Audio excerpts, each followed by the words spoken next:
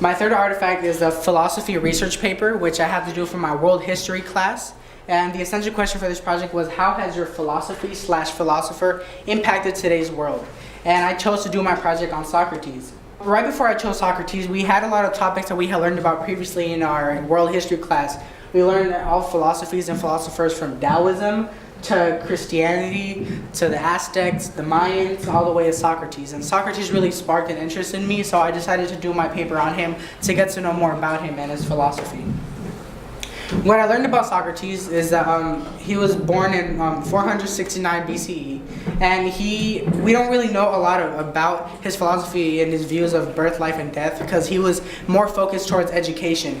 He was against sophists, which were teachers who sold their knowledge, and he was against that. He didn't think that teachers should be able to sell their knowledge, so instead he created this method called the Socratic method, where students or his disciples were able to communicate amongst themselves and create their own ideologies based on their background knowledge that they had.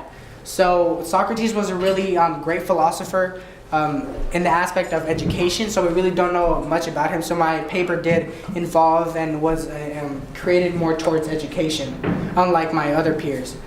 And this was the beginning of my paper, and I'm going to point out my thesis so that you guys can see what it answers. It's the only true wisdom is knowing you know nothing. These are the words of Socrates, one of the highly recognized philosophers who was killed for asking questions and following his beliefs. Socrates believed that the best possible way for one to understand the world around him was to question every aspect of it. Some people may think that asking questions is bad because you feel like you're ignorant and you don't know stuff, but Socrates actually thought it was the best way to learn. He felt that asking questions was the way a human being can become more, can gain that knowledge. And he was actually killed for asking questions. His trial was a very important thing that happened, and Plato, one of his disciples, actually wrote everything down. So everything that we know about Socrates is through Plato, because he wrote everything down. Socrates never wrote anything down. Through this project, I demonstrated some strengths, and these things were, I had to find out what a reliable source was. Since this was a research paper, it's an informational essay, I had to find the right sources and making sure I wasn't putting wrong information into my paper. And the way we did this was by seeing that the website had no advertisements, that it seemed like a really credible source, and that it cited its sources of where it got its knowledge from. I also had to work on paraphrasing because I couldn't plagiarize what I had gotten, or else it would, I'll be charged for plagiarism.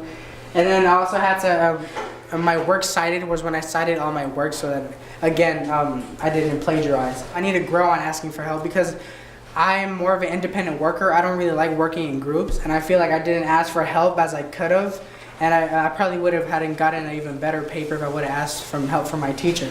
Also, I could have been more organized. I took a lot of notes on different papers and different, in my computer, and it was hard for me to organize my work because I put everything everywhere, and at the end of the day, I didn't put all the stuff that I had gotten on my paper. And I also need to get better at meeting benchmarks. Towards the beginning of the project, I slacked off a little bit, and I didn't meet all the deadlines, and this caused me to be behind. So next time, I'll make sure to meet all those deadlines in order to create a better paper. The way that Socrates connects to the world is that he inspired future philosophers, like his disciples. His students were Plato, which then taught Aristotle, and Aristotle taught Alexander the Great, which actually wasn't that great, but so he inspired a lot of different people nowadays, and him and Plato and Aristotle and those three individuals sort of came up with the idea of what we have now in the United States of the democracy. They sort of came up with the idea. It wasn't fully developed, but then later on it became fully developed, and now we have what we call a democracy. Also, as I said, his methods are applied in school. So the Socratic method, for example, here at school, we use it when the teacher wants to take a step back and let the students talk amongst themselves and let them see what each student has internalized from whatever they had just learned in the unit. Also, the way that this project connects to myself is that I am also sort of against traditional learning because I have attended charter schools my whole life, because I want to gain a different perspective of what other people learn, because I feel like sometimes world history tends to be Eurocentric. What's in the textbooks seems to be Eurocentric, and Socrates sort of was against teachers. So I feel like I'm in a way against certain teachers, not all teachers, but traditional learning. And it connects to my thesis because, as I said, education is a way to escape that, and Socrates was creating this method in order to escape the oppression, because the teachers were limiting the students of what they knew, and Socrates was letting them explore whatever they wanted. So Socrates is against teachers, and you said, at least in a certain sense, right? So what was his issue specifically? And if you know the name of the people that he was dealing with at the time, who were they? Yes, so I actually don't know that much. We don't know that much because, as I said, Socrates didn't really write his stuff down. What we know is through Plato. What I did find out through multiple sources was that he was just against teachers selling their knowledge, and he created this method to just go against that, but I can't actually specify on that. So my question is related, but you mentioned that he was killed for asking questions, right? Then in some sense that his questions were too dangerous. And I'm wondering if you can relate that back to your thesis, or if you see anywhere in society today where people are asking dangerous questions, or if you have ever been in a situation where you had a question that you felt like was going to get you in trouble. Yeah, well, I feel like Socrates, since he was killed for asking questions, essentially. There's other people nowadays, more modern people, like Martin Luther King, who was killed for standing up. Huey P. Newton was another example of he was killed for, standing up against things. And I feel like Socrates was one of those people who tried to stand up, and he got killed because it affected what people had internalized previously. I can't think of a real example when I had a question of my own, but I'm sure there's a lot of times where I try to correct somebody and they told me it wasn't true because they wanted to be correct.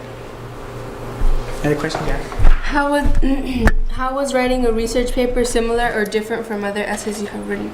Yeah, so as I said before, some of the skills that we had to use in this it's an informational essay, and we actually didn't have to analyze an external source or a book or anything. The information that we gathered was from secondary sources or primary sources like the internet, encyclopedias, books. So we had to gather that information to then create this informational essay. Whereas if a normal essay, we had to either be persuasive. We didn't have to persuade anything in this case. We didn't have to analyze, as I said before, any book or find any actual real quotes or anything that related to a certain topic. This is just everything about Socrates. So you mentioned that you used primary sources and secondary sources. What primary sources did you use for this project? Yeah, so actually I meant in general, so I couldn't really use any primary sources because, as I said, Socrates didn't write anything down. So what I knew was stuff from the internet and from encyclopedias that talked about what Plato talked about Socrates. So it was harder. This was a harder task for me because he was the only one that didn't write anything down. Everybody else who did, people like Jean-Jacques Rousseau or Taoism, actually had the Tao Te Ching to look the actual book that shows all of the rules. And Jean-Jacques Rousseau actually wrote stuff down and wrote books about what he talked about. And Socrates didn't write anything, so it was harder for me to find certain information about him. Yes. Follow-up. Do you have a follow-up related?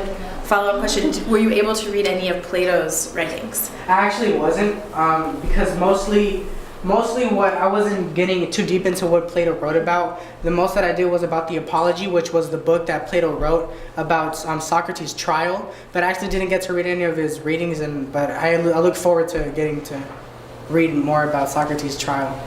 Yes, Malia? How has this artifact made you think differently about school, yourself, and our world?